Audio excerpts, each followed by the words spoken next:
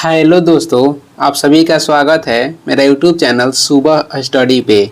तो चलिए शुरू करते हैं आज की क्लास। आज हम लोग पढ़ेंगे जो यूनिक बुक है जो कि 2025 का एडिशन है, उसमें सार संग्रह पढ़ेंगे जो कि सभी का है। तो पहले इसमें भारतीय इतिहास एवं संस्कृति है, इसी से शुरू करते हैं और आगे आपको सभी विषय का मिलेगा। तो चलिए शुरू करते हैं। पहला क्वेश्चन हो जाएगा इसमें पहला क्वेश्चन है, पुरापाषाण युग के मानव, जिन्हें आदि मानव भी कहा जाता है, के द्वारा किया गया प्रथम आविष्कार क्या था? तो पुरापाषाण युग के मानव द्वारा किया गया आविष्कार हो जाएगा आग। आग का आविष्कार हुआ है पुरापाषाण युग में। आगे देखेंगे, पुरापाषाण युग के शैल चित्रों में सर्वाधिक चित्रांकन किसका हुआ है? तो ये हुआ है पशुओं का। मनुष्य ने कपास व ऊन काटने और कपड़ा बनाने की कला किस युग में सीखी? तो ये सीखे थे नवपाषाण युग में। तांबे की खोज मानव ने किस युग में की? तो तांबे की खोज मानव ने मध्य पाषाण युग में की थी। आदि मानव ने सबसे पहले किस पशु को पालतू बनाया था? तो सबसे पहले कुत्ता को पालतू बनाया था। प्राग ऐतिहासिक अवशेषों का अध्ययन करने वाला शास्त्र कहलाता है? तो ये कहलाता है आर्कियोलॉजी। ताम्रपाषाणिक शैल चित्रकला में मुख्य रूप से किनका चित्रांकन हुआ है? तो ये हुआ है पशुओं का। ताम्रपाषाण युग के पतन में किस धातु ने योगदान दिया? तो ये दिया है कांसा धातु। आगे देखेंगे, आगे हो जाएगा।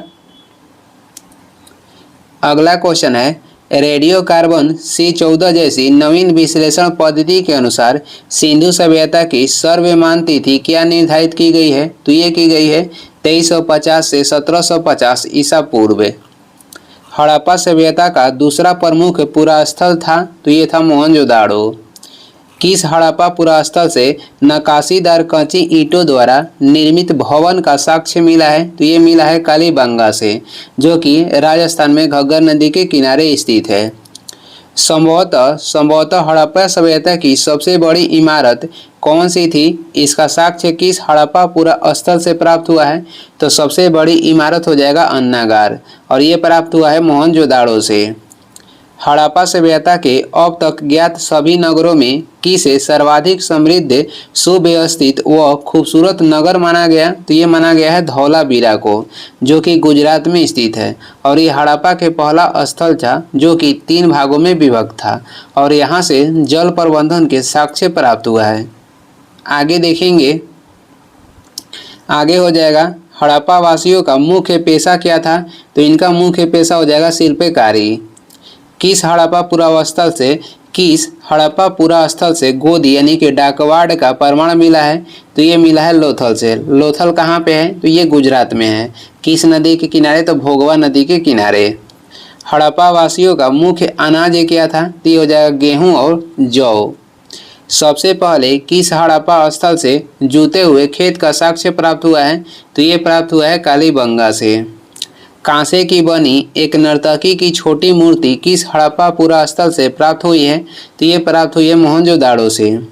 हड़प्पा सभ्यता की लिपि के विषय में जानकारी किनसे मिलती है? तो ये मिलती है मुहरों से। हड़प्पा वासी की लिपि कैसी थी? तो भाव चित्रात्मक थी, जिसे पढ़ी नहीं जा सकी। आगे देखेंगे, हड़प्पा सभ्यता में किसकी उपासना सर्वाधिक प्रचलित थी? तो मातृ देवी को। हड़प्पा वासी का पवित्रम वृक्ष था? तो पीपल। हड़प्पा वासी किस पशु को सर्वाधिक पवित्र मानते थे? कुबड़ वाला सांड को। हड़प्पा जो समाज था किस प्रकार के था? तो मात्र सत्तात्मक था, यानी कि ज़्यादा ये माँ को क्या देते थे? तो मान्यता देते थे। भारतीय प्रागैतिहासिक पुरातत्व का जनक किसे कहा जाता है? अलेक्जेंडर कनिंघम को। भारत में स्वतंत्रता के बाद सर्वप्रथम किस हड़प्पा पुरास्थल की खुदाई की गई थी? ये की गई थी रोपण को। स्वतंत्रता प्राप्ति के बाद हड़प्पा सभ्यता के सर्वाधिक स्थल भारत के किस राज्य में खोजे गए? सर्वाधिक खोजे गए भारत के गुजरात राज्य में। भारत में स्थित सबसे बड़ा हड़प्पा पुरास्थल कौन सा है? ती हो जाएगा राखीगढ़ी। भारत में स्थित सबसे बड़ा हड़प्पा पुरास्थल हो जाएगा राखीगढ़ी। धौलावीरा नहीं है, राखीगढ़ी है।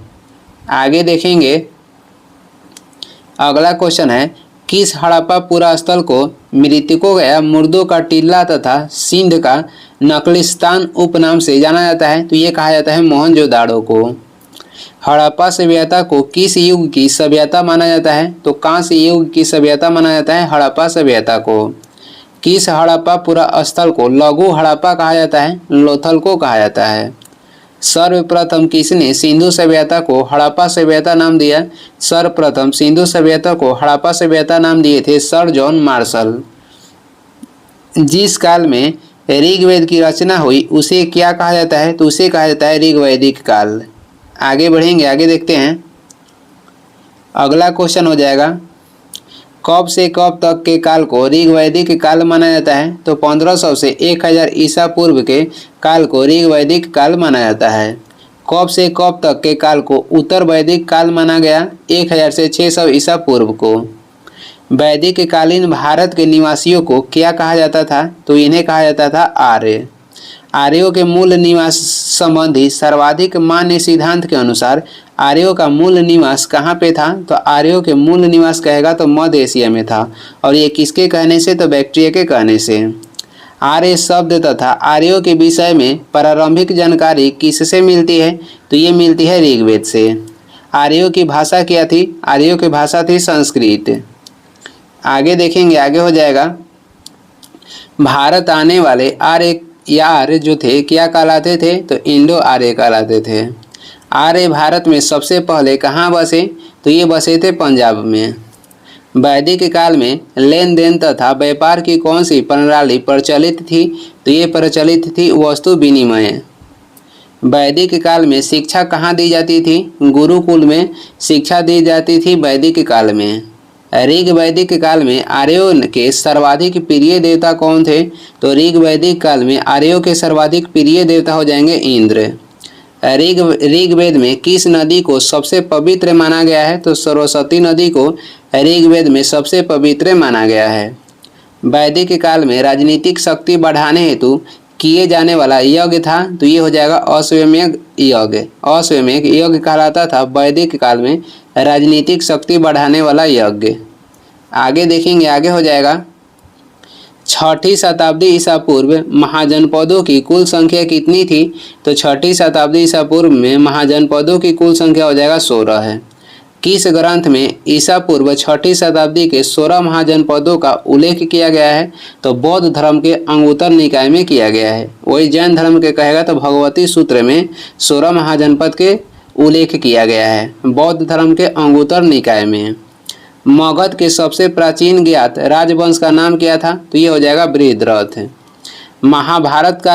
महाभारतकालीन जरासंध किसका पुत्र था, तो ये बृहद्रथ का पुत्र था। हर्यक वंश के संस्थापक कौन था, तो हर्यक वंश के संस्थापक हो जाएंगे बिंबिसार। बिंबिसार मगध की गद्दी पर कब बैठा, तो ये बैठे थे 545 ईसा पूर्व में। बिंबिसार ने किस नगर का निर्माण कर उसे अपनी राजधानी बनाया, तो ये राजगिरी नगर के निर्माण करके अपनी राजधानी बनाए थे। बिंबिसार किस धर्म का अनुयायी था, तो ये बौद्ध धर्म के अनुयायी थे।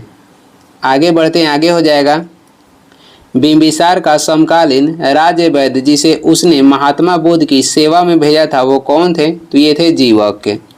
अजात शत्रु का उपनाम क्या था, तो अजात शत्रु के उपनाम हो जाएगा कुणिक। अजात शत्रु के पुत्र उदयन ने अपनी राजधानी कहाँ पे स्थानांतरित की, तो पाटलिपुत्र, और इन्होंने पाटलिपुत्र नगर के स्थापना भी किए थे। उदयन का पुत्र जो उसका उत्तराधिकारी बना उसका नाम क्या था, तो नागदशक। शिशुनाग वंश का प्रथम शासक शिशुनाग ने अपनी राजधानी पाटलिपुत्र से कहाँ पे स्थानांतरित की, तो पाटलिपुत्र की राजधानी इन्होंने वैशाली कहाँ स्थानांतरित की थी। और कौन थे, तो शिशुनाग वंश के प्रथम शासक शिशुनाग थे जिन्होंने अपनी राजधानी जो था पाटलिपुत्र से वैशाली में स्थानांतरित की थी। आगे बढ़ेंगे, आगे हो जाएगा, नंद वंश का संस्थापक किसे माना जाता है, तो नंद वंश के संस्थापक हो जाएंगे महापद नंद। नंद वंश का अंतिम शासक कौन हुआ, तो ये थे घानानंद। घानानंद के शासक काल में किस यूनानी शासक का मगध पर आक्रमण हुआ था, तो सिकंदर आक्रमण किए थे घानानंद के शासन काल में। घानानंद को युद्ध में पराजित कर किसने मौर्य वंश की स्थापना की थी, तो चंद्रगुप्त मौर्य।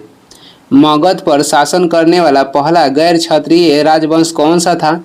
शिशु नागवंश। कह रहा है कि मगध पर शासन करने वाला पहला गैर क्षत्रिय राजवंश कौन सा था? तो शिशु नागवंश। प्राचीन काल में कुसुमपुर किस नगर का दूसरा नाम था? तो पाटलिपुत्र के दूसरा नाम हो जाएगा कुसुमपुर। राजगिरी का निर्माण किस शासक ने करवाया था? तो ये करवाए थे बिंबिसार ने। मगध साम्राज्य का सर्वाधिक विस्तार किसने किया था?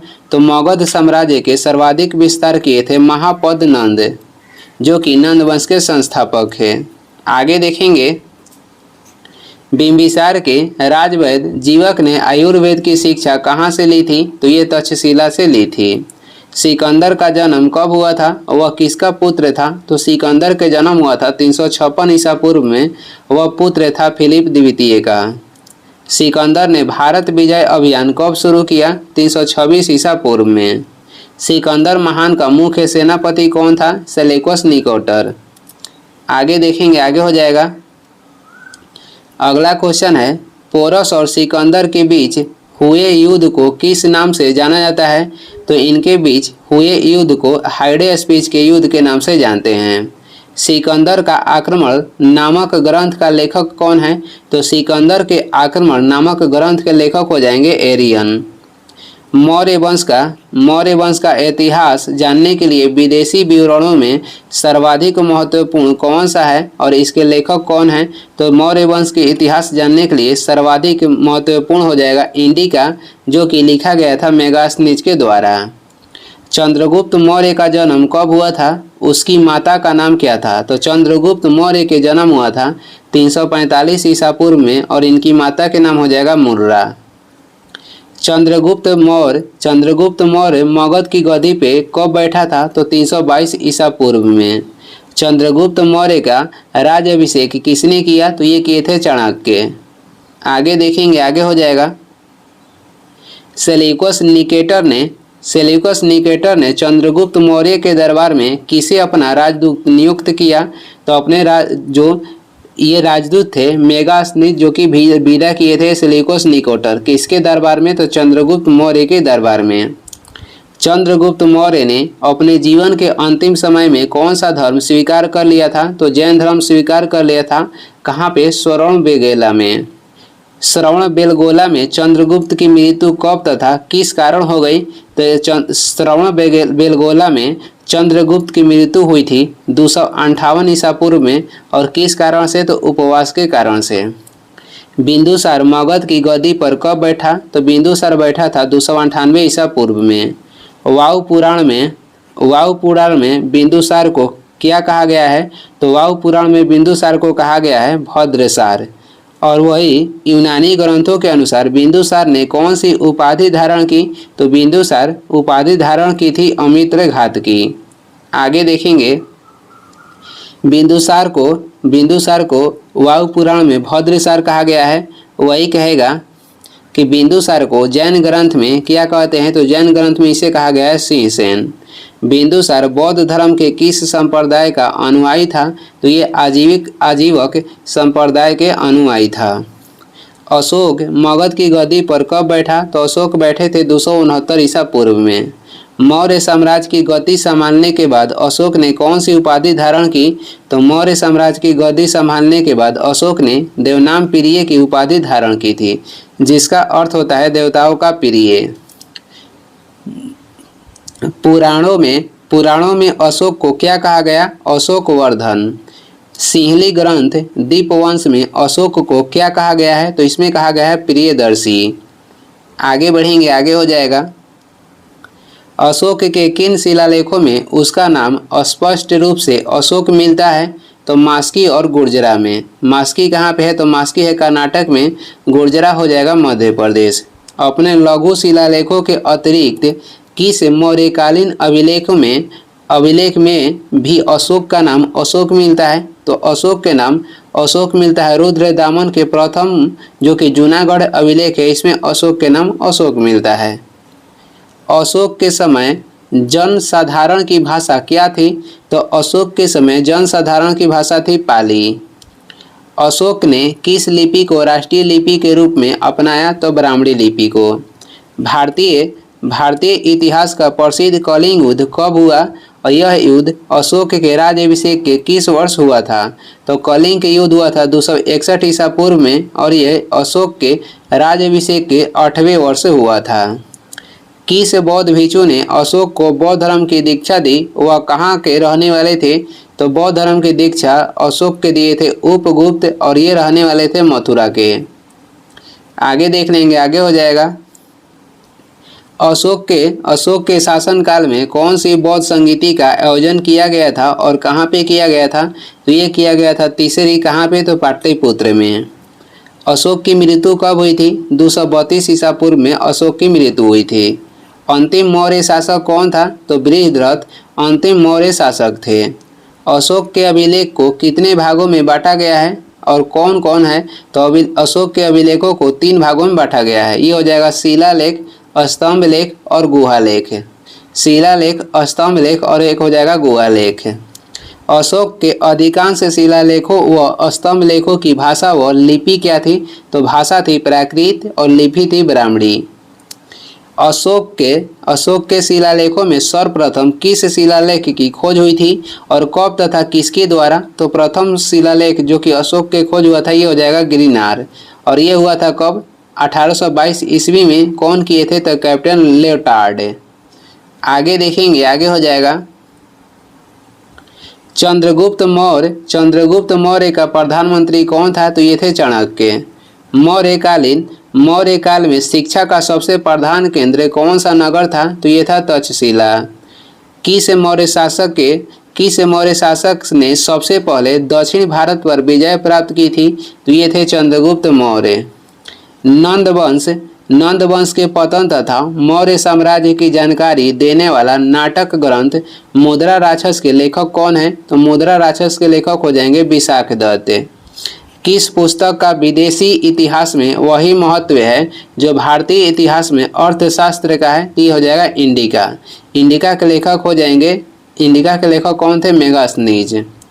चाणक्य का अर्थशास्त्र मूल रूप से किस भाषा में लिखा गया था? तो मूल रूप से लिखा गया था संस्कृत भाषा में। आगे बढ़ते हैं, अगला क्वेश्चन हो जाएगा। अगला क्वेश्चन है, भारत का मैकियावेली किसे कहा जाता है? तो भारत के मैकियावेली चाणक्य को कहा जाता है। भारत के मैकियावेली चाणक्य को कहा जाता है। अशोक की माता का नाम क्या था? शुभद्रांगी था। अशोक की माता के नाम हो जाएगा शुभद्रांगी। मौर्य वंश के अंतिम शासक बृहद्रथ की हत्या कब तथा किसने करके मगध में शुंग वंश की स्थापना की थी? तो मौर्य वंश के अंतिम शासक जो थे बृहद्रथ, उनकी हत्या की गई थी 187 ईसा पूर्व में और ये किए थे पुष्यमित्र शुंग। उसके बाद शुंग वंश की इन्होंने स्थापना की। पुष्यमित्र शुंग द्वारा कराए गए यज्ञ में उसके पुरोहित कौन थे? तो ये थे पंतजलि। किसने कर्ण वंश के अंतिम शासक सुशर्मा की हत्या कर सातवाहन वंश की स्थापना की? तो सातवाहन वंश की स्थापना किए थे सिमुख। शुंग काल में राजाओं ने किस भाषा को प्रोत्साहन दिया तथा उसे पाली के स्थान पर राजभाषा घोषित किया? तो ये भाषा हो जाएगा संस्कृत। शुंग काल में सर्वाधिक महत्वपूर्ण राजनैतिक व सांस्कृतिक केंद्र कौन सा नगर था? तो ये हो जाएगा विदिशा।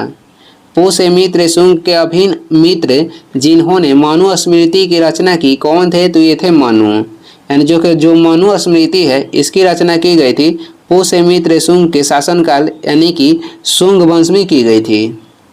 आगे देखेंगे, पुष्यमित्र शुंग के अभिन्न मित्र जिन्होंने महाभाष्य नाम से पाणिनि की प्रसिद्ध रचना अष्टाध्यायी पर भाष्य या टीका लिखा वो कौन थे? ये थे पंतजलि। फिर से देख लेते हैं, पुष्यमित्र शुंग के अभिन्न मित्र जिन्होंने महाभाष्य नाम से पाणिनि की प्रसिद्ध रचना अष्टाध्यायी पर भाष्य या टीका लिखा वो थे पंतजलि। किस ग्रंथ से शुंग काल की न्याय व्यवस्था की जानकारी मिलती है? तो ये मिलती है मनुस्मृति से। कर्ण वंश की जानकारी के लिए सर्वाधिक महत्वपूर्ण स्रोत क्या है? तो हर्षचरित। हर्षचरित के लेखक हो जाएंगे बाणभट्ट। सातवाहन शासकों की राजधानी कहाँ थी? तो इनकी राजधानी हो जाएगा प्रतिष्ठान। सातवाहनों की लिपि क्या थी? तो इनकी लिपि हो जाएगी ब्राह्मणी। सातवाहन वंश का सबसे बड़ा तथा पराक्रमी शासक कौन था? तो गौतमी पुत्र सतकर्णी। आगे देखेंगे, आगे हो जाएगा। किस ग्रंथ में सातवाहनों को मलेच्छ कहा गया है? तो महाभारत में कहा गया है। यूनानी प्रभाव से भारतीय मूर्तिकला के क्षेत्र में किस नवीन शैली का जन्म हुआ? तो गांधार शैली के जन्म हुआ। सबसे पहले भारत में विशुद्ध संस्कृत में लिखा गया लंबा अभिलेख कौन सा है? इसके पहले के सभी अभिलेख किस भाषा में थे? तो सबसे पहले संस्कृत में लिखा गया लंबा अभिलेख हो जाएगा रुद्रदामन प्रथम का अभिलेख, जो कि जूनागढ़ का है। और इससे पहले जो अभिलेख है ये प्राकृत भाषा में लिखा गया था। पल्लव यानी पल्लव हो जाएगा। पल्लवों का इतिहास जानने का प्रमुख स्रोत क्या है? तो सिक्के व शिलालेख। पल्लव कहाँ के मूल निवासी थे? तो ये थे ईरान के। कुषाण वंश के संस्थापक कौन था? कुजुल कैडफिसिस, ये कुषाण वंश के संस्थापक थे। आगे देखेंगे, आगे हो जाएगा। कनिष्क प्रथम ने कब तथा किस नाम से एक नए संवत का प्रचलन किया? तो ये किए थे 78 ईस्वी में, और जिसका नाम था शक संवत। कनिष्क प्रथम ने अपनी राजधानी कहाँ बनाई? पुरुषपुर, जिसे पेशावर के नाम से भी जानते हैं। सिक्कों या मुद्राओं के अनुसार कनिष्क प्रथम किस धर्म का अनुयायी था? तो ये महायान बौद्ध धर्म में महायान धर्म के अनुयायी था। बौद्ध धर्म जो था चतुर्थ बौद्ध संगीति में दो भाग में बट गया, महायान और हीनयान। और इसी जो महायान है, महायान जो बौद्ध धर्म में महायान के अनुयायी थे कौन? तो कनिष्क। कनिष्क प्रथम का राजकवि कौन था? तो ये थे अश्वघोष। कनिष्क प्रथम के राजकवि अश्वघोष थे। कनिष्क प्रथम के दरबार में रहने वाला महान विद्वान जिसने अपनी पुस्तक में सापेक्षता का सिद्धांत प्रस्तुत किया था वो कौन थे? तो ये थे नागार्जुन। नागार्जुन को भारत के आइंस्टीन भी कहा जाता है। आगे देखेंगे, आगे हो जाएगा। कनिष्क प्रथम के शासनकाल में कला के क्षेत्र में किन दो स्वतंत्र शैलियों का विकास हुआ? तो ये हो जाएगा गंधार कला व मथुरा कला। गंधार कला का मुख्य केंद्र कहाँ था? तो पेशावर। गंधार कला शैली का प्रधान विषय क्या है? तो बुद्ध की जीवन चरित्र। बौद्धों का रामायण किस ग्रंथ को कहा गया है? तो बौद्धों को रामायण कहा जाता है बुद्ध चरित्र को। बुद्ध चरित्र के रचना किसने किया था? अश्वघोष। अश्वघोष के गुरु कौन थे? अश्वघोष के गुरु हो जाएंगे वसुमित्र। बौद्ध धर्म का 20वें कोश किस ग्रंथ को कहा गया? बौद्ध धर्म का 20वें कोश कह रहा है कि किस ग्रंथ को कहा गया? तो बौद्ध धर्म के 20वें कोश कहा गया है महाविभाष सूत्र को, जिसकी रचना किए थे वसुमित्र। आधुनिक चिकित्सा विज्ञान का पितामह किस विद्वान को कहा जाता है? आधुनिक चिकित्सा विज्ञान के पितामह कहा जाता है चरक को, जो कि कनिष्क के दरबार में रहते थे। कुषाण काल में सबसे अधिक विकास किस क्षेत्र में हुआ था? वास्तुकला के क्षेत्र में। आगे बढ़ेंगे, आगे हो जाएगा। गुप्त साम्राज्य का संस्थापक कौन था? श्रीगुप्त गुप्त साम्राज्य के संस्थापक था। श्रीगुप्त ने कौन सी उपाधि धारण की? महाराज की उपाधि धारण किए थे श्रीगुप्त। चंद्रगुप्त प्रथम ने कौन सी उपाधि धारण की? महाराज धीराज की उपाधि धारण किए थे। महाराज धीराज की उपाधि धारण करने वाला कहेगा प्रथम गुप्त शासक कौन थे? तो चंद्रगुप्त प्रथम थे। चंद्रगुप्त प्रथम का उत्तराधिकारी कौन बना? तो समुद्रगुप्त बना। चंद्रगुप्त द्वितीय ने कौन सी उपाधि धारण की थी? विक्रमादित्य का। चंद्रगुप्त द्वितीय की पहली राजधानी कहाँ थी? पाटलिपुत्र। हूणों को पराजित करने के बाद स्कंदगुप्त ने कौन सी उपाधि धारण की? विक्रमादित्य का। गुप्तकालीन प्रशासन में सबसे छोटी प्रशासनिक इकाई क्या थी? तो ये थी ग्राम। गुप्त काल में सर्वाधिक महत्वपूर्ण उद्योग कौन सा था? ये था वस्त्र उद्योग। आगे बढ़ेंगे, आगे हो जाएगा। अगला क्वेश्चन है और यहाँ से शुरू हो रहा है भारतीय राज्य व्यवस्था एवं संविधान। तो देखते हैं, संविधान सभा के विचार का औपचारिक रूप से प्रतिपादन किसके द्वारा किया गया? तो ये किया गया है एम.एन. राय के द्वारा। संविधान सभा के गठन की मांग सर्वप्रथम 1895 में किसके द्वारा प्रस्तुत की गई? तो ये की गई थी बाल गंगाधर तिलक के द्वारा। संविधान के प्रारूप पर कुल कितने दिनों तक बहस हुई थी? संविधान के प्रारूप पे टोटल 114 दिन तक बहस हुई थी। संविधान के निर्माण में कुल कितने दिन लगे थे? 2 वर्ष 11 माह और 18 दिन। भारत संविधान निर्मात्री सभा के जो भारत संविधान निर्मात्री सभा प्रांतीय विधानसभाओं द्वारा परोक्ष रूप से अनुपातिक प्रतिनिधित्व प्रणाली द्वारा चुनी गई थी। संविधान सभा के अस्थायी अध्यक्ष कौन थे? तो ये थे डॉक्टर सच्चिदानंद सिन्हा। और संविधान सभा के अस्थायी अध्यक्ष कौन थे? तो डॉक्टर राजेंद्र प्रसाद थे। आगे देखेंगे संविधान सभा का संवैधानिक सलाहकार किसे नियुक्त किया गया था? BN राय को। भारतीय संविधान सभा की प्रारूप समिति के अध्यक्ष कौन थे? डॉक्टर भीमराव अंबेडकर। इसमें टोटल अध्यक्ष सहित 7 सदस्य थे और इसका गठन किया गया था 29 अगस्त 1947 को। संविधान की प्रारूप समिति के समक्ष प्रस्तावना का प्रस्ताव किसने रखा? तो ये रखे थे जवाहरलाल नेहरू। संविधान निर्माता सभा में झंडा समिति के अध्यक्ष कौन थे? तो झंडा समिति के अध्यक्ष थे राजेंद्र प्रसाद। आगे देखेंगे, आगे हो जाएगा भारत की संविधान सभा द्वारा राष्ट्रीय झंडे के डिजाइन को कब स्वीकार किया गया? तो राष्ट्रीय झंडे के डिजाइन को स्वीकार किया गया था 22 जुलाई 1947 को। संविधान सभा ने संविधान को अंतिम रूप से किस तिथि को पारित किया था? तो संविधान सभा को अंतिम रूप से पारित किया गया था 26 नवंबर 1949 में, या इसे कह सकते हैं कि अंगीकृत कब किया गया था? 26 नवंबर 1949 को। और लागू कब किया गया था? 26 जनवरी 1950 को। संविधान सभा अंतिम रूप से किस दिन बैठक संपन्न हुआ? यानी संविधान सभा के अंतिम रूप से बैठक हुआ था 24 जनवरी 1950 को। आगे देखेंगे, आगे हो जाएगा संविधान सभा द्वारा अंतिम रूप से पारित संविधान में कुल कितने अनुच्छेद और अनुसूचियां थी? अनुच्छेद हो जाएगा 395 और अनुसूची थी 8। वर्तमान में अनुसूची कितनी है? तो 12 है। भारतीय संविधान के किस भाग को उसकी आत्मा की संज्ञा प्रदान की गई है? तो ये प्रदान की गई है प्रस्तावना को। भारतीय संविधान की प्रस्तावना के अनुसार भारत के शासन की सर्वोच्च सत्ता किसमें निहित है? तो ये निहित है जनता में।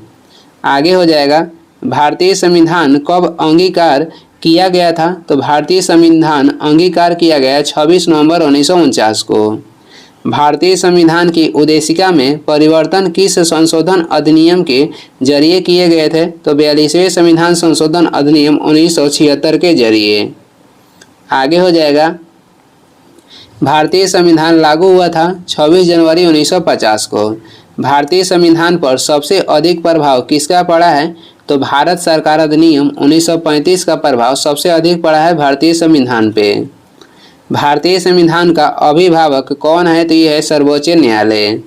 भारतीय संविधान का कौन सा लक्षण आयरिश संविधान से अनुप्रेरित है? तो नीति निर्देशक सिद्धांत।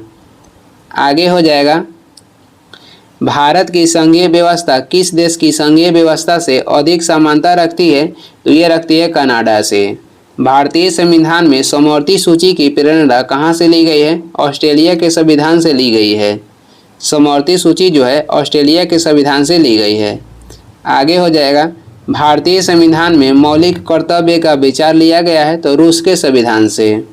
भारतीय संविधान में मौलिक अधिकारों का उल्लेख किस देश के संविधान का अनुसरण कर किया गया है? तो मौलिक अधिकार अमेरिका से और मौलिक कर्तव्य रूस से। कानून के समान संरक्षण वाक्य कहाँ से लिया गया है? ये अमेरिका से लिया गया है। विधि के समक्ष समानता लिया गया है? तो इंग्लैंड के संविधान से। आगे देखेंगे, आगे हो जाएगा भारतीय संविधान की संशोधन प्रक्रिया किस देश के संविधान से प्रभावित है? तो ये दक्षिण अफ्रीका के संविधान से प्रभावित है। भारतीय संविधान में कुल कितने भाग हैं? तो टोटल हो जाएगा 22। संविधान के किस भाग में नीति निर्देशक तत्वों का उल्लेख किया गया है? तो ये किया गया चतुर्थ भाग में। आगे हो जाएगा संविधान के भाग 1 में किसका वर्णन है? तो संघ और उसका राज्य क्षेत्र का। भारत संघ में शामिल राज्यों और संघ शासित क्षेत्रों का उल्लेख भारतीय संविधान की किस अनुसूची में है? तो अनुसूची कहेगा तो प्रथम अनुसूची में है। संविधान के किस अनुच्छेद में यह अंकित है कि भारत अर्थात इंडिया राज्यों का एक संघ होगा? तो इसका उल्लेख किया गया अनुच्छेद 1 में। संविधान के किस अनुच्छेद के तहत छुआछूत को समाप्त किया गया? अनुच्छेद 17 के तहत।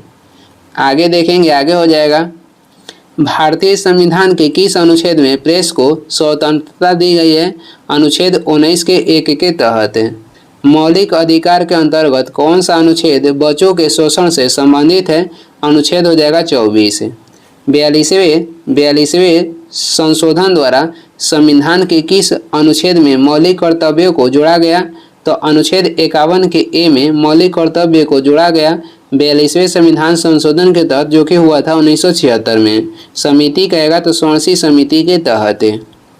भारत के संविधान के किस अनुच्छेद के अंतर्गत भारत के राष्ट्रपति के विरुद्ध महाभियोग चलाया जा सकता है? अनुच्छेद 61 के तहत, और ये लिया गया है अमेरिका के संविधान से।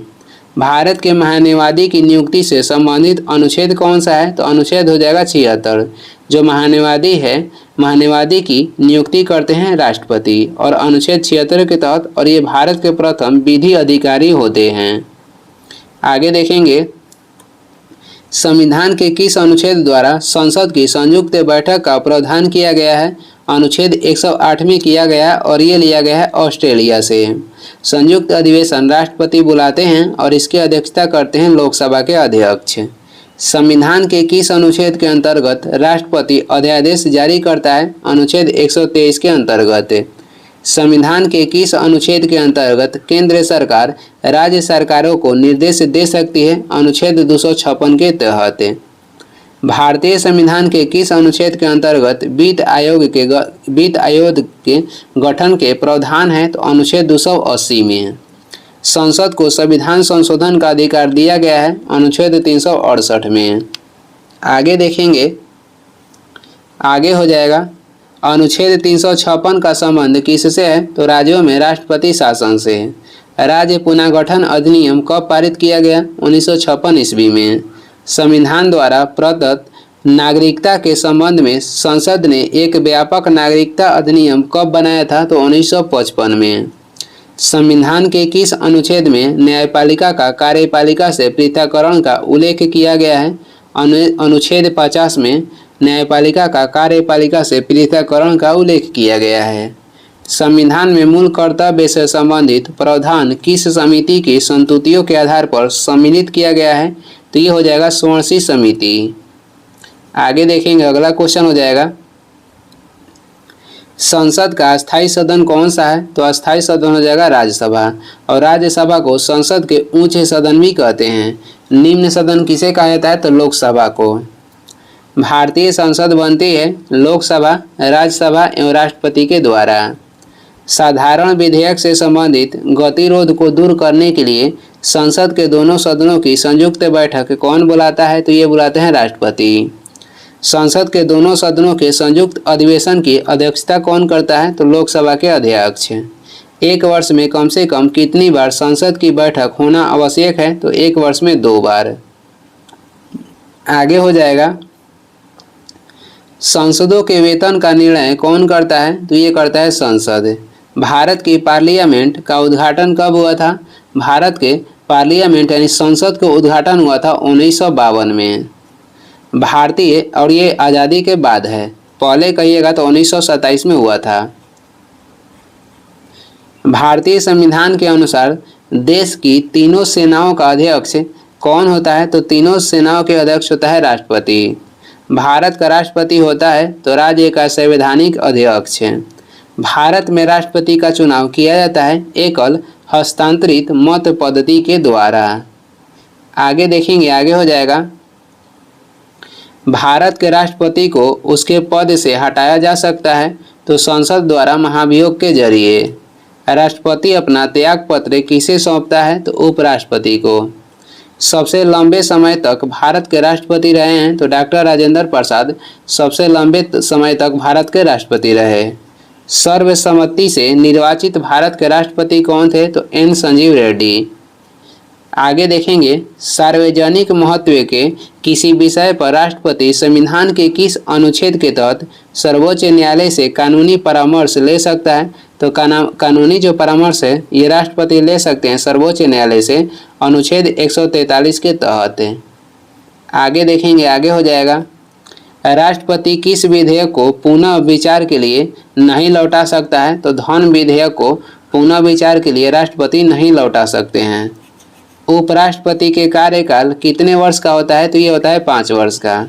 उपराष्ट्रपति अपने मत का प्रयोग कब करता है? मतों के बराबर रहने की स्थिति में उपराष्ट्रपति अपने मत का प्रयोग करते हैं। कौन राष्ट्रपति के चुनाव में तो मतदान नहीं करते हैं परंतु उपराष्ट्रपति के चुनाव में मतदान करते हैं? तो ये संसद के मनोनीत सदस्य। भारत के प्रथम उपराष्ट्रपति कौन थे? डॉक्टर एस राधाकृष्णन थे। भारत का उपराष्ट्रपति किसका पदेन सभापति होता है? तो ये राज्यसभा के पदेन सभापति होते हैं। अनुच्छेद कहेगा तो 64 के तहत है। आगे देखेंगे, आगे हो जाएगा। वर्तमान में राज्यसभा के सदस्यों की अधिकतम संख्या कितनी हो सकती है? तो अधिकतम हो सकती है 250 है। राष्ट्रपति द्वारा राज्यसभा में कितने व्यक्ति मनोनीत किए जाते हैं? राज्यसभा में 12 और लोकसभा में 2।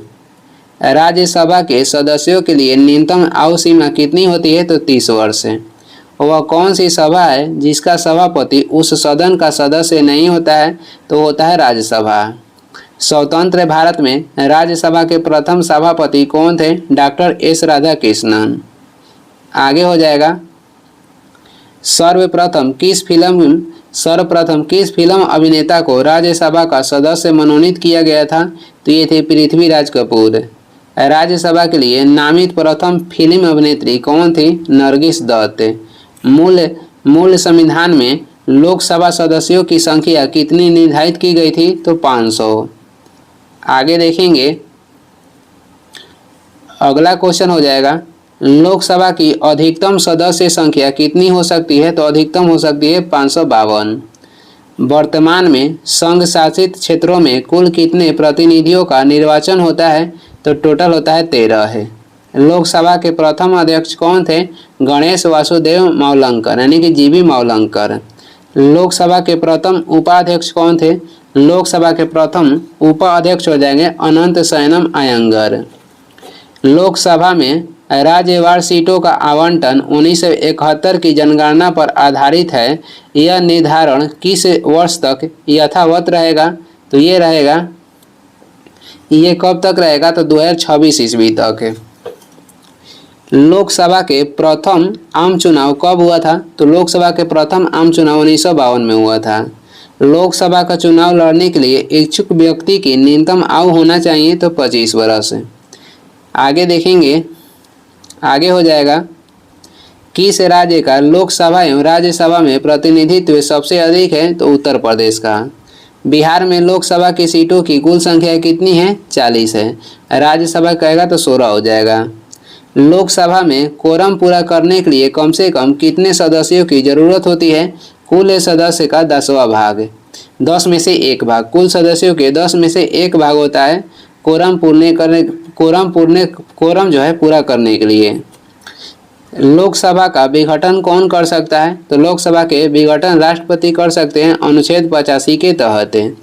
लोकसभा का नेता कौन होता है? तो लोकसभा के नेता होते हैं प्रधानमंत्री। नीति आयोग का पदेन अध्यक्ष कौन होता है? तो ये भी होते हैं प्रधानमंत्री। देश की प्रथम महिला प्रधानमंत्री कौन थी? श्रीमती इंदिरा गांधी थी, जो कि पहली बार बनी थी 1966 में। आगे हो जाएगा, अगला क्वेश्चन है, एक कार्यकाल में सबसे कम समय तक प्रधानमंत्री के पद पर रहने वाले प्रधानमंत्री कौन थे? अटल बिहारी वाजपेयी थे, जो कि 13 दिन तक रहे थे। सबसे कम उम्र में प्रधानमंत्री पद पर आसीन होने वाले व्यक्ति कौन थे? राजीव गांधी। मंत्रिपरिषद का अध्यक्ष कौन होता है? तो ये होते हैं प्रधानमंत्री। मंत्रिपरिषद व्यक्तिगत रूप से किसके प्रति उत्तरदायी होता है? तो व्यक्तिगत रूप से होता है राष्ट्रपति के प्रति। सामूहिक रूप से कहेगा तो लोकसभा के प्रति। स्वतंत्र भारत की प्रथम मंत्रिपरिषद में शामिल एकमात्र महिला मंत्री कौन थी? तो ये थी राजकुमारी अमृता कौर, जो कि बनाई गई थी स्वास्थ्य मंत्री। आगे देखेंगे, स्वतंत्र भारत के प्रथम मंत्रिमंडल में केंद्रीय शिक्षा मंत्री कौन थे? मौलाना अबुल कलाम आजाद। स्वतंत्र भारत के प्रथम गृह मंत्री कौन थे? सरदार वल्लभ भाई पटेल। संघीय मंत्रिपरिषद से पद त्याग करने वाला पहला मंत्री कौन था? श्यामा प्रसाद मुखर्जी। भारत के प्रथम उप प्रधानमंत्री कौन थे? सरदार वल्लभ भाई पटेल। राज्यसभा में विपक्ष का प्रथम नेता कौन थे? कमलापति त्रिपाठी। आगे देखेंगे, आगे हो जाएगा। किसी विधेयक को धन विधेयक होने का अंतिम निर्णय कौन देता है? तो ये लोकसभा के अध्यक्ष देते हैं। लोकसभा के पिता के रूप में जाने जाते हैं तो जीबी मावलंकर। अपने पद पर रहते हुए दिवंगत होने वाले प्रथम लोकसभा के अध्यक्ष कौन थे? जीबी मावलंकर थे। भारत सरकार का प्रथम विधि अधिकारी कौन होता है? तो भारत का महान्यायवादी होता है। संविधान के किस अनुच्छेद के अंतर्गत राष्ट्रपति द्वारा भारत के महान्यायवादी की नियुक्ति की जाती है? अनुच्छेद 76 के अंतर्गत। आगे देखेंगे, आगे हो जाएगा। किसी राज्य का उच्चतम विधि अधिकारी होता है तो ये एडवोकेट जनरल होता है।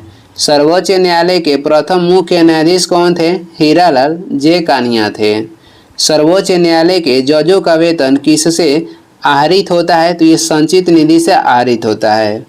संविधान के किस अनुच्छेद के तहत प्रत्येक राज्य में एक उच्च न्यायालय की व्यवस्था की गई है? अनुच्छेद 214 के तहत। आगे बढ़ेंगे, आगे हो जाएगा। पटना उच्च न्यायालय की स्थापना कब हुई? 1916 ईस्वी में। उच्च न्यायालय का न्यायाधीश किसके समक्ष अपने पद की शपथ लेता है? तो राज्यपाल के समक्ष। उच्च न्यायालय के मुख्य न्यायाधीश पद पर नियुक्त होने वाली प्रथम महिला कौन थी? लीला सेठ। राज्य की कार्यपालिका शक्ति किसमें निहित होती है? तो राज्य की कार्यपालिका शक्ति राज्यपाल में निहित होती है।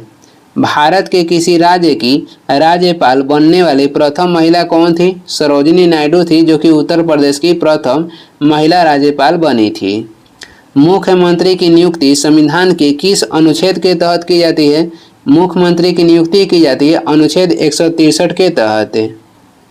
आगे देखेंगे, आगे हो जाएगा। किसी भारतीय राज्य की प्रथम महिला मुख्यमंत्री कौन बनी? ये बनी थी सुचित्रा कृपलानी। राज्य मंत्री परिषद समूहक रूप से किसके प्रति उत्तरदायी होता है? तो राज्य में कह रहा है तो विधानसभा के प्रति, और व्यक्तिगत रूप से कहेगा तो राज्यपाल के प्रति। ये राज्यसभा में कह रहा है, यानी कि किसी राज्य में कह रहा है इसलिए। केंद्र में होता है व्यक्तिगत रूप से राष्ट्रपति के प्रति, और समूहक रूप से कहेगा तो लोकसभा के प्रति। भारत के प्रथम मुख्य चुनाव आयुक्त कौन थे? सुकुमार सेन थे। भारत की राजभाषा क्या है? तो ये हो जाएगा हिंदी। संविधान संशोधन हेतु विधेयक सर्वप्रथम कहाँ प्रस्तुत किया जाता है? तो सर्वप्रथम प्रस्तुत किया जाता है संसद में। भारत के संविधान में प्रथम संशोधन कब किया गया? 1951 ईस्वी में। भारत के संविधान में 73वें संशोधन का प्रावधान है तो ये पंचायती राज व्यवस्था से संबंधित है। आगे हो जाएगा। भारत में पंचायती राज अधिनियम कब लागू हुआ? ये लागू हुआ था 24 अप्रैल 1993 में। प्रथम पंचायती राज व्यवस्था का उद्घाटन पंडित जवाहरलाल नेहरू द्वारा 2 अक्टूबर 1959 को कहाँ पे किया गया था? राजस्थान के नागौर जिला में। आगे बढ़ेंगे, आगे हो जाएगा। भारत की आकृति कैसा है? तो भारत की आकृति है चतुष्कोणीय। भारत की आकृति कैसा है? चतुष्कोणीय है। भारत के लगभग मध्य से गुजरने वाली काल्पनिक रेखा का नाम क्या है? तो ये हो जाएगा कर्क रेखा। क्षेत्रफल की दृष्टि से भारत का विश्व में कौन सा स्थान है? तो क्षेत्रफल की दृष्टि से हो जाएगा 7वां, और जनसंख्या की दृष्टि से हो जाएगा दूसरा। भारत की जलवायु कैसी है? तो भारत की जलवायु उष्णकटिबंधीय मानसूनी है। भारत की प्रथम जल विद्युत परियोजना कौन सा है? ये हो जाएगा शिव समुद्रम, जिसकी स्थापना हुआ था 1902 में। भारत में मानव निर्मित यानी कि कृत्रिम सबसे बड़ी झील कौन सा है? भाखड़ा नांगल जो है, जिसका नाम हो जाएगा गोविंद सागर झील।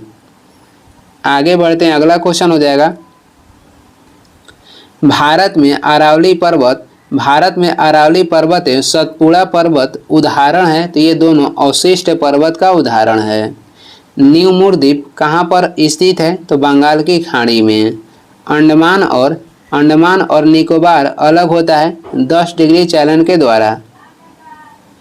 भारत में किस दर्रे से होकर आर्यों ने प्रवेश किया था? तो खैबर दर्रे से होकर। लक्षद्वीप किस प्रकार का द्वीप है? परवाल निर्मित द्वीप है। भारत श्रीलंका से किस जल संधि द्वारा अलग होता है? तो ये होता है पाक जल संधि के द्वारा। भारत में अधिकांश वर्षा किस कारण होती है? तो दक्षिण पश्चिम मानसून के कारण भारत में अधिकांश वर्षा होती है। भारत का कौन सा राज्य बांग्लादेश से 3 तरफ से घिरा है? तो ये राज्य हो जाएगा त्रिपुरा।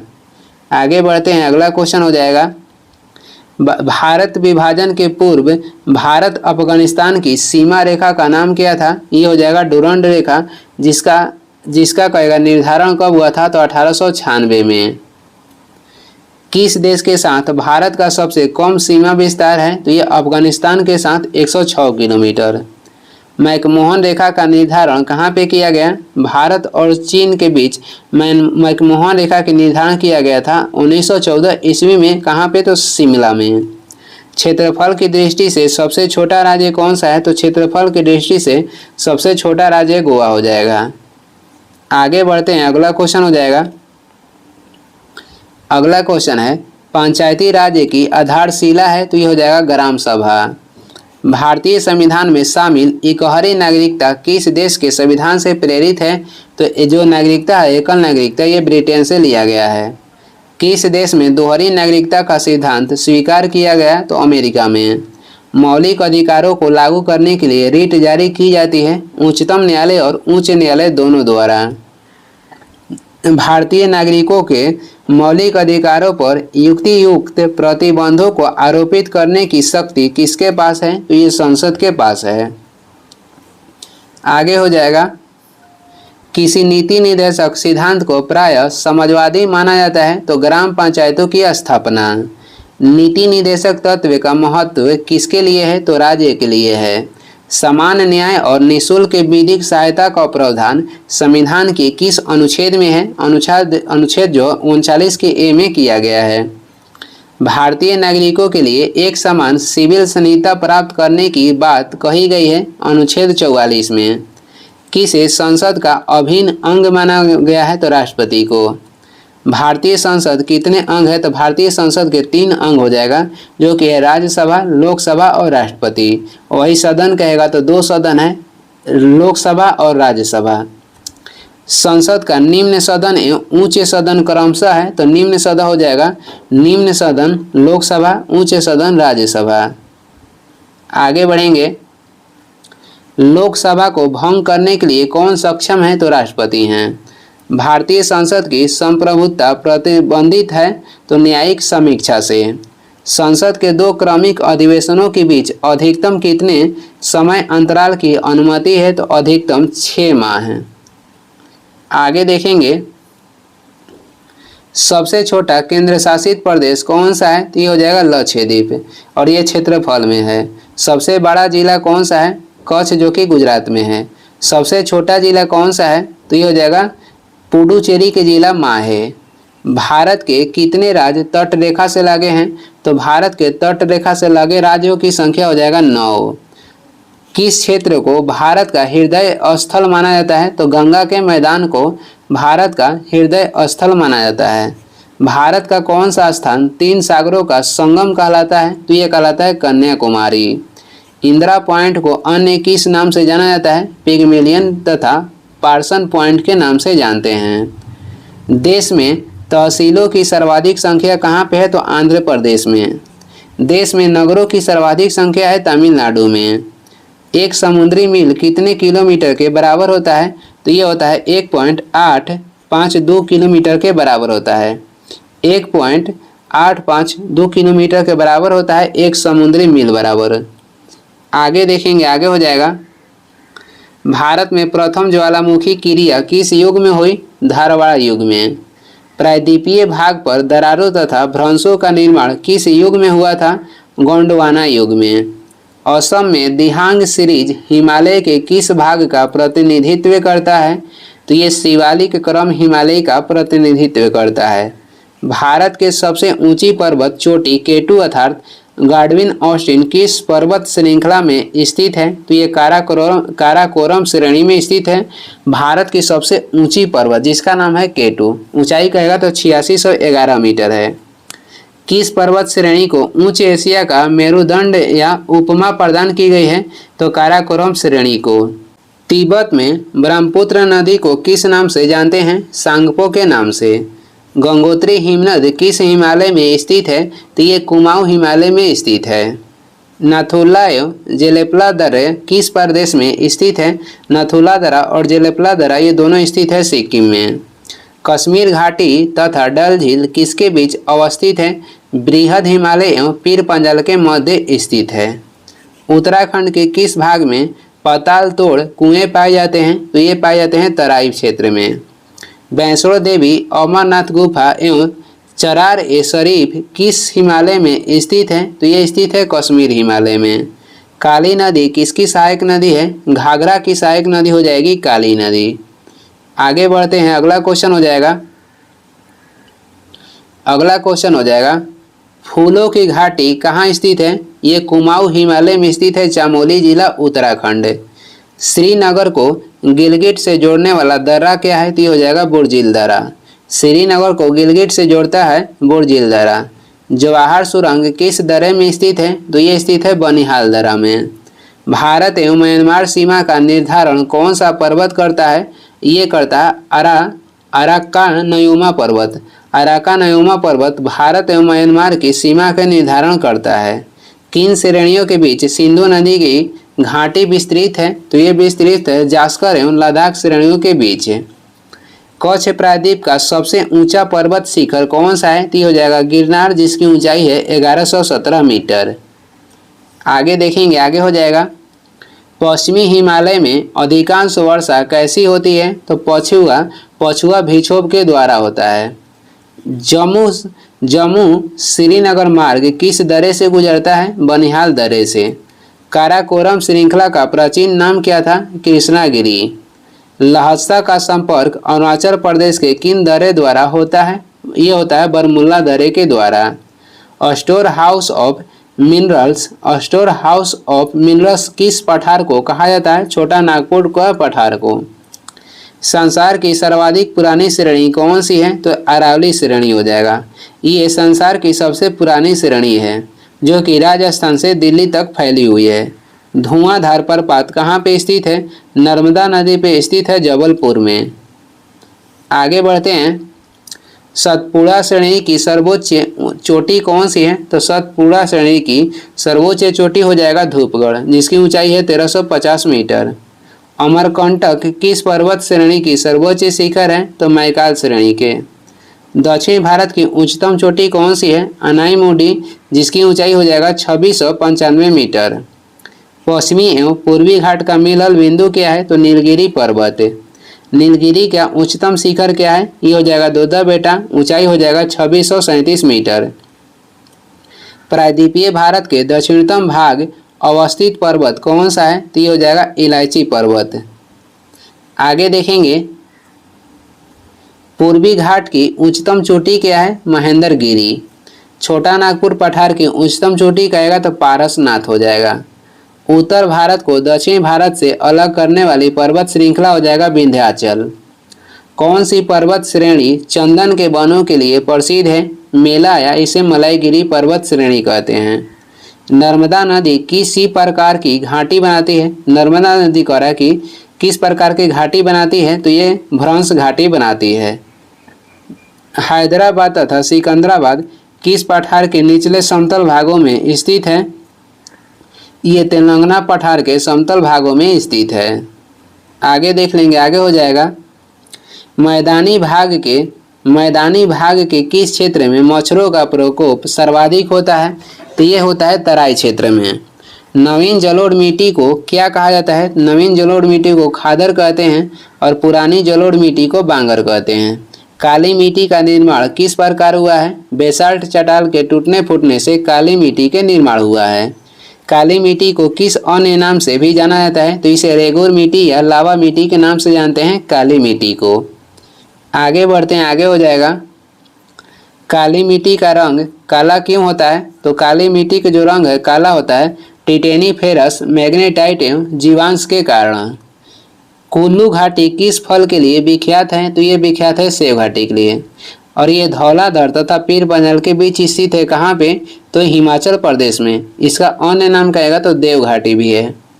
किस तट पर वर्षा लौटते हुए मानसून द्वारा होती है? ये होता है कोरोमंडल तट पे। मुंबई से गोवा तक के पश्चिमी तट की संज्ञा क्या कहलाता है? तो ये कहलाता है कोंकण तट। एशिया में सबसे बड़े खारे जल का झील कौन सा है? ये हो जाएगा चिल्का झील। और ये कह रहा है कि एशिया में सबसे बड़ा खारे जल की झील चिल्का झील, जो कि उड़ीसा में स्थित है। मालाबार तट किस राज्य में विस्तृत है? तो ये केरल में है। एशिया का प्रथम समुद्री जीवमंडल संरक्षण क्षेत्र कौन सा है? तो मन्नार की खाड़ी हो जाएगा।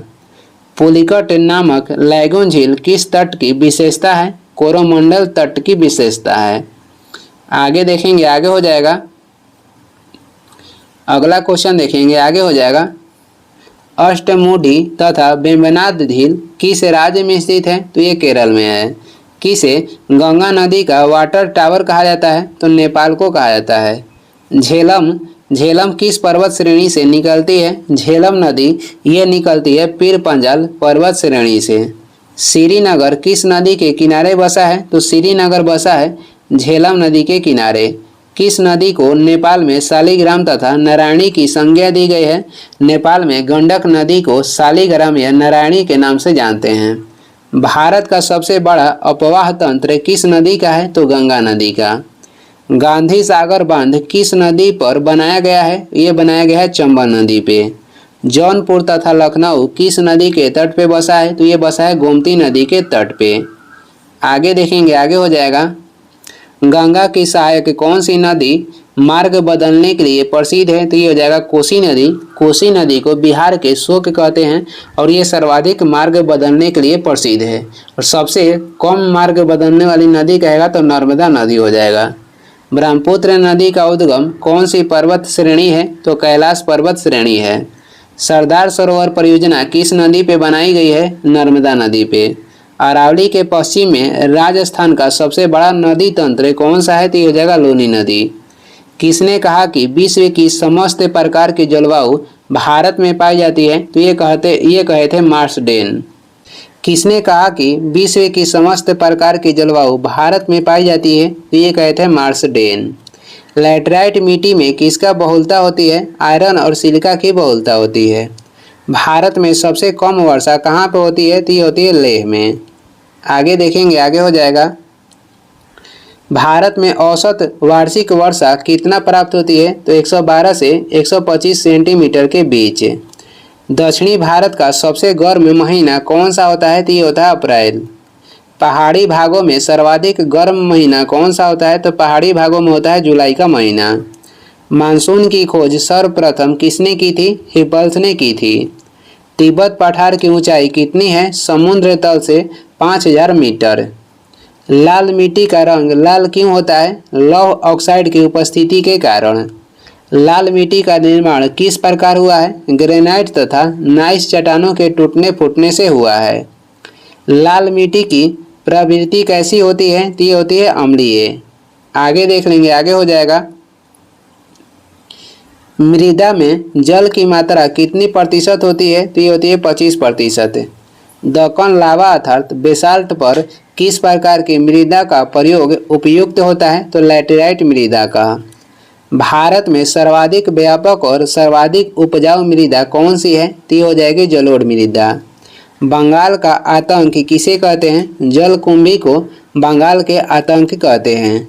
केंद्रीय मृदा संरक्षण बोर्ड का गठन कब किया गया था? 1953 ईस्वी में।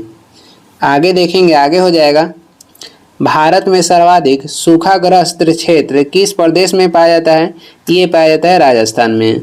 सर्वाधिक लवणीय मृदा किस प्रदेश में पाई जाती है? ये पाई जाती है गुजरात में। पाक अधिकृत कश्मीर और श्रीनगर को जोड़ता है बोर्जिल्ला दर्रा। श्रीनगर को लेह से जोड़ता है जोजिल्ला दर्रा। हिमाचल प्रदेश और तिब्बत को जोड़ता है शिपकिल्ला दर्रा। सिक्किम और तिब्बत को जोड़ता है नथुलायो जेलेपला दर्रा। देश की सबसे लंबी नहर कौन सी है? तो इंदिरा गांधी नहर। अंतर्राज्यीय नदी जल विवाद अधिनियम कब पारित किया गया? 1956 ईस्वी में। आगे देखेंगे, आगे हो जाएगा। भारत एवं पाक के बीच सिंधु जल संधि कब की गई थी? 1960 ईस्वी में। मैटूर परियोजना किस नदी पर निर्मित है? तो ये कावेरी नदी पर निर्मित है। हरिके बांध से कौन सी नहर निकलती है? इंदिरा गांधी नहर। भारत की सबसे बड़ी कृत्रिम झील कौन सा है और कहाँ पे है? गोविंद सागर झील है और ये पंजाब के रोपण नदी पर स्थित है। जवाहर सागर बांध किस राज्य में स्थित है? ये स्थित है राजस्थान में। किस नदी पे? चंबल नदी पे। पोंग बांध कहाँ पे स्थित है? हिमाचल प्रदेश के ब्यास नदी पर स्थित है। और आज यहीं तक रहते हैं। इसका अगला भाग में लाएंगे, तो वीडियो को लास्ट तक देखने के लिए धन्यवाद। वीडियो पसंद आ रहा है तो लाइक कर दें, चैनल पर नए हैं तो सब्सक्राइब भी कर दें। कुछ सुझाव सलाह देना है तो कमेंट करके ज़रूर बताएं। और इसका PDF चाहिए तो डिस्क्रिप्शन में टेलीग्राम के लिंक है, वहाँ से डाउनलोड कर लीजिएगा, या टेलीग्राम पे सर्च भी कर सकते हैं सुबह स्टडी। Thank you.